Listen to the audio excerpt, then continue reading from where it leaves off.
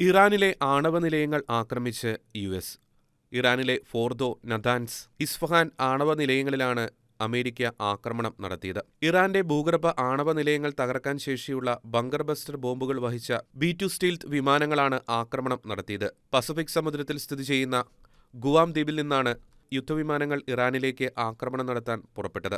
B-2 stealth വിമാനങ്ങൾ അമേരിക്കയിലെ മിസോറിയിലുള്ള വ്യോമതാവളത്തിൽ നിന്നും പസഫിക് ദ്വീപായ ഗുവാമിലേക്ക് നീങ്ങിയതോടെ ഏത് നിമിഷവും അമേരിക്ക ഇറാനെ ആക്രമിച്ചേക്കുമെന്ന അഭ്യൂഹം ശക്തമായിരുന്നു.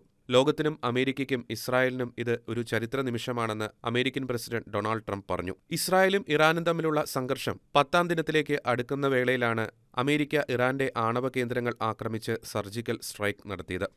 വൈറ്റ് ഹൌസിലെ സിറ്റുവേഷൻ റൂമിലിരുന്നുകൊണ്ട് ഇറാനിലെ സൈനിക നടപടികൾ അമേരിക്കൻ പ്രസിഡന്റ് ഡൊണാൾഡ് ട്രംപ് വീക്ഷിക്കുന്ന ദൃശ്യങ്ങൾ വൈറ്റ് ഹൌസ് പുറത്തുവിട്ടിട്ടുണ്ട്.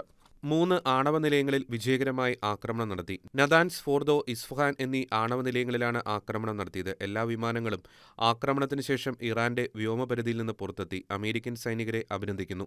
ലോകത്തിലെ മറ്റൊരു രാജ്യത്തിലെ സൈന്യത്തിനും ഇത് ചെയ്യാനാകില്ല എന്നും ഇത് സമാധാനത്തിനുള്ള സമയമാണെന്നും ട്രംപ് തന്റെ സാമൂഹ്യമാധ്യമത്തിൽ കുറിച്ചു. അതേസമയം അമേരിക്ക ഇറാനെ ആക്രമിച്ചാൽ മധ്യപൂർവേഷ്യയിലെ അമേരിക്കയുടെ സൈനിക താവളങ്ങൾ ആക്രമിക്കുമെന്ന് ഇറാൻ മുന്നറിയിപ്പ് നൽകിയിരുന്നു. ഇറാനെതിരെ ഇസ്രായേൽ നടത്തുന്ന യുദ്ധത്തിൽ അമേരിക്ക പങ്കാളികളാകരുതെന്ന് റഷ്യയും മുന്നറിയിപ്പ് നൽകിയിരുന്നു. എന്നാൽ അമേരിക്ക ഇറാന്റെ ആണവ കേന്ദ്രങ്ങൾ ആക്രമിച്ചതോടെ പശ്ചിമേഷ്യയിലെ യുദ്ധം പുതിയ തലത്തിലേക്ക് കടക്കാനുള്ള സാധ്യത ഏറെയാണ്.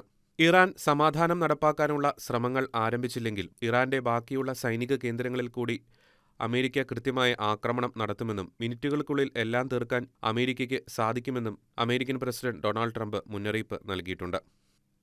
തങ്ങളുടെ ലക്ഷ്യം ഇറാനിലെ ആണവ കേന്ദ്രങ്ങൾ നശിപ്പിക്കുക എന്നത് മാത്രമാണെന്നും അതുവഴി ലോകത്തിനു നേർക്കുള്ള ആണവ ഭീഷണി അവസാനിപ്പിക്കാനാണ് അമേരിക്ക ലക്ഷ്യമിടുന്നതെന്നും ലോകത്തിൽ ഭീകരവാദം സ്പോൺസർ ചെയ്യുന്ന രാജ്യമാണ് ഇറാനെന്നും ഡൊണാൾഡ് ട്രംപ് പറഞ്ഞു.